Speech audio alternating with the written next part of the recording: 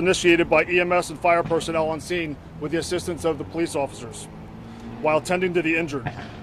The injuries varied from minor to critical. Many patients that were coming out of the aircraft were covered in jet fuel, so a decon area was established by fire and hazmat crews. Patients were decontaminated prior to being transported to the hospital. There were 15 souls on board in the aircraft, including the pilot.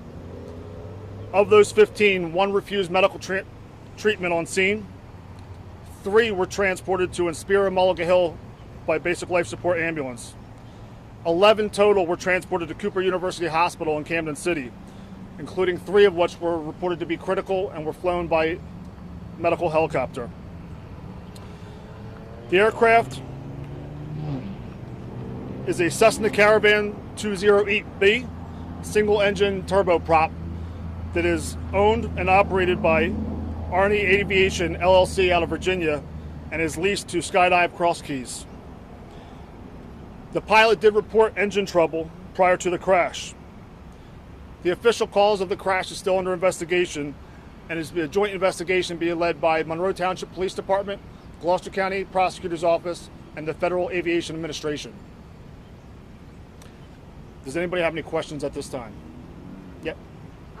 Can you give us some details about how that crash happened? Was the plane very low? Did it happen?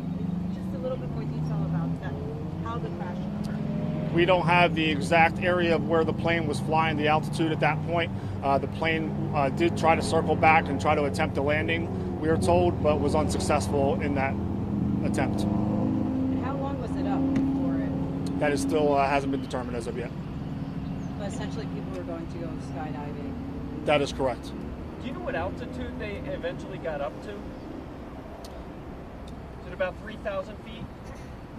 We don't feel comfortable commenting on the specifics right now. Okay. Any possible updates that we could do, we would do probably tomorrow.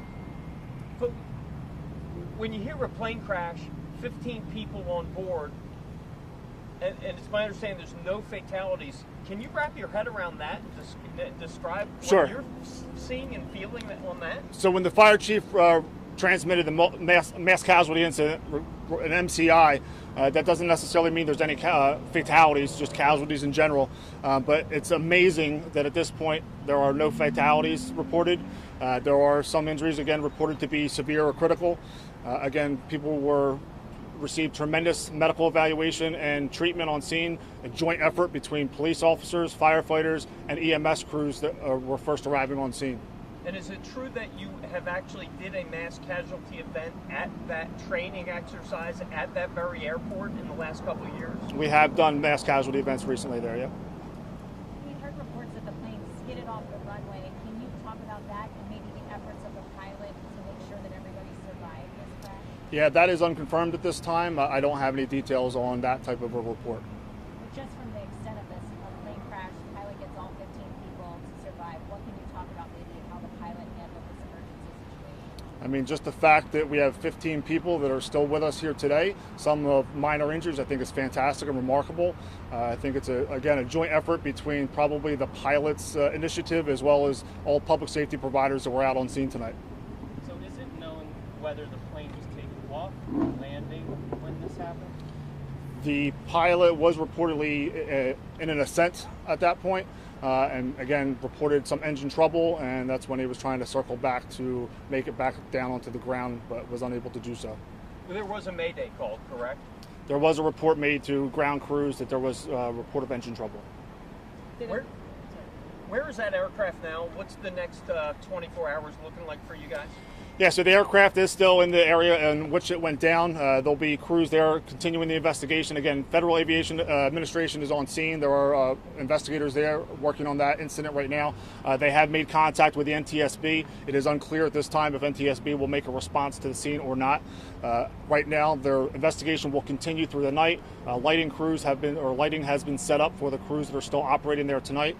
At a later point, once the investigation has concluded, then there'll be the removal process and cleaning up of any type of contaminants that may be on the ground. I think we've actually been able to see the plane. Can you describe what it looks like right now? I mean, obviously it's not completely destroyed because everyone survived. So Yeah, the plane did receive extensive damage from the report of some of the responders out on the scene, but I can't comment further on the extent of what that damage is, but it is extensive. Nobody got to skydive, I'm assuming, at any given point. Correct. Yeah, the plane took off with 15 people to skydive, but that never took place. Can you talk And it about was the one pilot, 14 passengers. Correct. Did anybody else work for the skydiving? That's unconfirmed at this time. Okay. And I know you mentioned the injuries are minor. You said some were covered in jet fuel. Was it burns, broken bones? Can you just kind of comment on some of A lot of extremity injuries were reported, lower and upper extremity injuries, but I can't really confirm or deny what type of injuries were. Again, some were minor in nature, many walking wounded, and then some, again, at least one person refused medical treatment or transportation on scene. Did this aircraft have 2 other flights already today? We're hearing, is that true? I don't have that information right now if it did. Okay. So I'm just trying to get the numbers. 14 injured, 1 refused, That- and one of those is the pilot. That is correct. Okay. Of the 14, one of those is the pilot. One individual on the aircraft did refuse treatment, so 15 total. And several were 1 or 2 were critical. At least 3 were reported critical when they left the scene. They were airlifted. Initially, 5 medical helicopters were called to the scene to help transport, but that was reduced down to 3, which is what transported to Cooper University Hospital. Right now, their conditions, everybody is minor injuries involved. Right now, I don't have any update on their conditions. I can provide you a contact for Cooper University Hospital. When we're done here, they can provide you some additional updates from those that may be more severe or critical at this time. Can you talk about the response from the first responders and how that recent training probably helped in a situation like this? Sure, training is everything in the first response world. Having the relationships developed ahead of time is crucial. Making sure that you have the right equipment, the right manpower, the right radio resources, and all of that goes together to ensure a successful outcome. And I think a lot of that was proven here tonight. Again, this was a joint effort. This was a fantastic effort between multiple counties. There were additional resources that were initially called into the scene.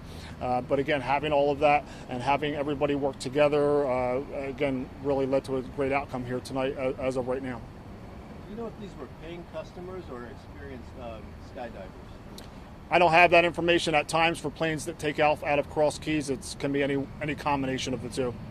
And we know that there was an incident in 2023 at this location, but any other crashes, recent crashes you know about? Or I am aware of the other incident that you're referring to, but I have no comment on any other crashes or incidents that would have taken place from this facility. All right. Will there be any other updates? As of right now, there are no plans for any other updates tonight. Again, I will provide that information for Cooper University Hospital to you after this press conference. If there are any other updates, you'll be notified sometime in the early morning hours. Thank you.